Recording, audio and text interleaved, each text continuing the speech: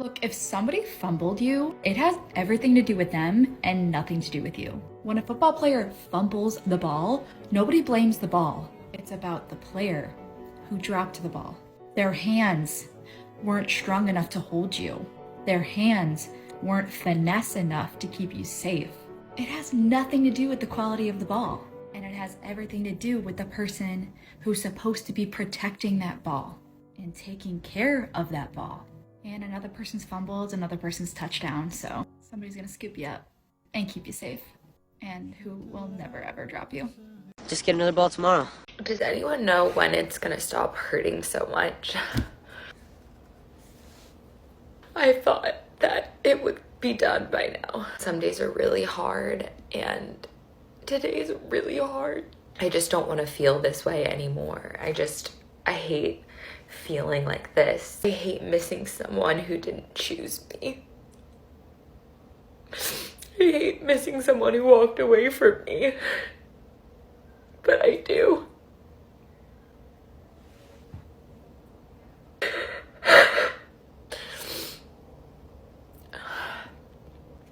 I'm sorry for the drama.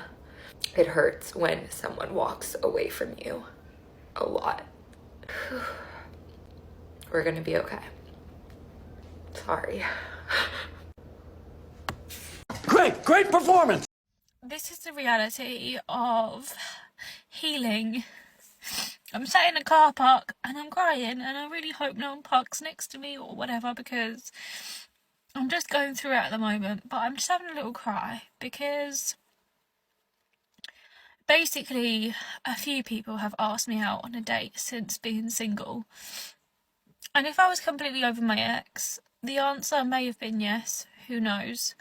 I feel like with this mindset, I really shouldn't be being like, what if or whatever. And it's just really sad because I've just thought to myself, like, before I met my ex, I think I was single for about 8 months. And before I met him, I had grown so much as a person. I had so much confidence in myself, and I was like fully okay, and I felt like I was fully healed.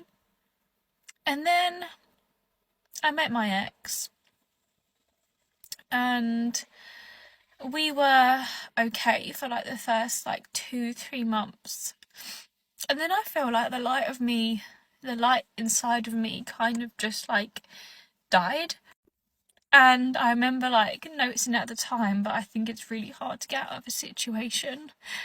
And I feel really like stuck now because yes, I'm healing and I'm trying my best to like just take each day as it comes. But part of me is upset, but part of me is also like really angry that like I've allowed that to happen because I was so good before I met him, and like the state of me now is just so disappointing.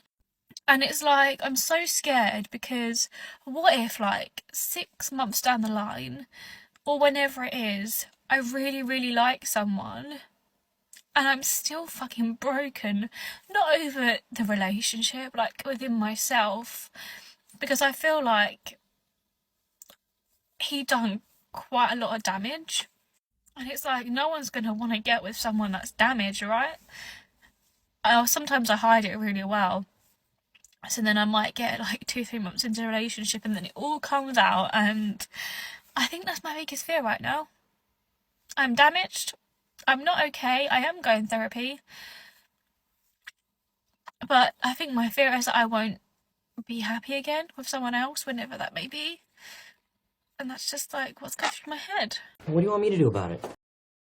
Unfortunately, if the guy does not care about the ball, he has no problem holding the ball for a while and throwing it to another player, so the ball gets passed around until the ball gets worn away, then it gets tossed into the garbage and replaced for another ball. Give me another ball. Now you know what it feels like when you rejected all the men who tried to impress you and date you.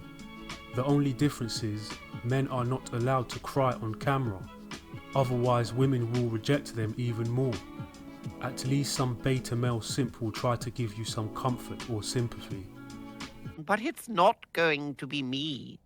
Don't you think it's interesting how women don't like nice guys who treat them too well, so they want a combination of being treated like crap but also being treated nice.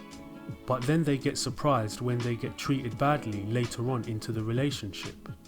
If they could just learn to accept being treated nicely, they wouldn't put themselves into these horrible relationships and get destroyed in the end. They brought their fates upon themselves. Real men of genius.